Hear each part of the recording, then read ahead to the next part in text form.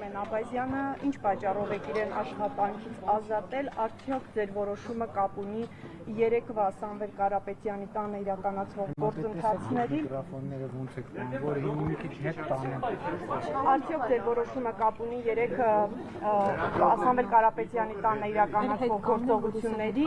եւ նաեւ հայ առաքելական եկեղեցու հոգեվորականների վերաբերյալ ձեր գրառումների հայտարարությունների հետ։ Արմեն Աբազյանը իմ վարչապետության օրոք ամենաերկարն է եղել ազգային անվտանգության ծառայության տնօրենի պաշտոնում եւ աշխատել է ամենաբարդ շրջանում 2020 թվականի նոյեմբերից եւ նրա պաշտոնավարման ողջ ընթացքը եղել է չափազանց բարդ եւ ես կարծում եմ որ նա արժանացել է որ մի քիչ հանգստանա որովհետեւ ես 4 ավելի մի րոպե 5 տարի այդ լարված պայմաններում աշխատելը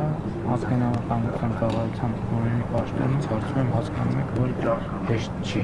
Իմ նշած հանգամանքների հետ կապ չունի։ Գիտեք ձեր նշած հանգամանքների հետ ուղղակի կապ ունի իմ նշած հանգամանքների հետ իսկ ընդհանրապես ազգային անվտանգության ծառայության տնօրենի աշխատանքը առնչվում է գրեթե ամեն ինչի հետ, հատկապես այն ինչ որ վերաբերվում է անվտանգությանը, այդ թվում հիբրիդային անվտանգության։ Հրաժարվել է որևէ հանձնարարություն կատարել, պարոն վարչապետ։ Չէր կարող ազգային անվտանգության ծառայության տնօրենը հրաժարվել որևէ հանձնարարություն կատարել։ Պարոն Փաշինյան, Սամվել Կարապետյանի շուրջ ընթացող իրադարձությունները ինչու սկսեց, այսպես ասենք, արշավ բռնեցին այն հայտարարությունից հետո, որ արեց Կարապետյանը եկեղեցու մասին սկսվեց այդ ամբողջ այդ հայտարարությունը եկեղեցու մասին չէր, այդ հայտարարությունը Հայաստանի Հանրապետության մասին էր եւ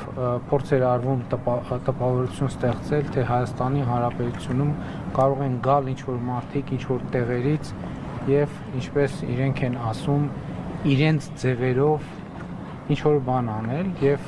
Հայաստանի Հանրապետությունը ունի արձագանքի կոնկրետ լծակներ եւ ես չեմ հանդուրժի ընդհանրապես որ որևէ մեկի լեզուն պտտվի տենց բան ասի։ Ես ընդհանրապես խորհուրդ եմ տալիս որ որևէ մեկի լեզուն չպտտվի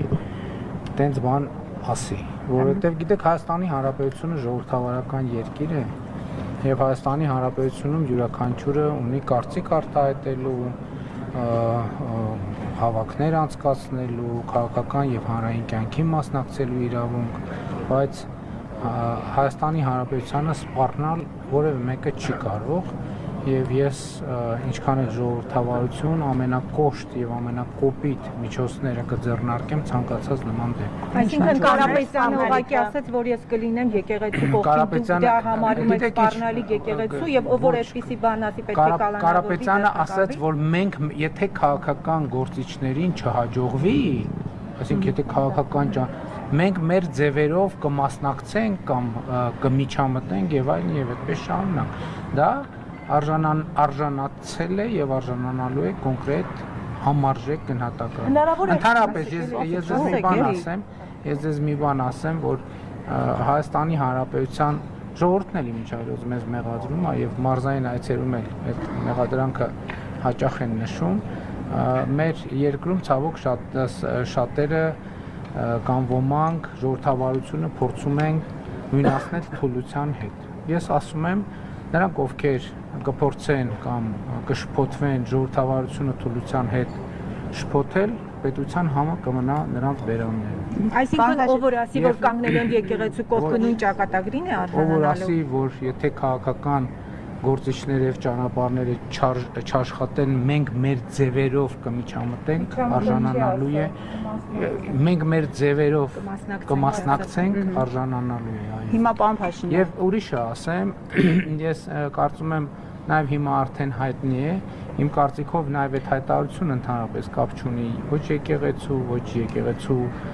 շահերի հետ։ Ես ուղիղ 1 ամիս առաջ, 1 ամիս ժամկետով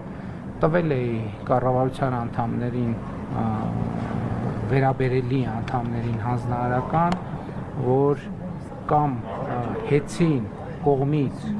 ժողովրդին հասցված վնասը պետք է վերականգնվի, այդ ինչ պատմություն է, իմ բազմաթիվ մարզային այցելությունների ընթացքում ես զարմանքով եւ զայրույթով դրա մասին հրապարակային խոսել եմ մի քանի անգամ զարմանքով եւ զայրույթով արձանագրեցի, որ ըստ էության ՀԵՑ-ը իր գործունեության արդյունքում Հայաստանում գրեթե էներգետիկ ճգնաժամ է ստեղծել եւ հիմա նաեւ վերլուծությունը հիմք է տալիս մտածելու առնվազն թույլ չի տալիս հրաժարվել այդ մտքից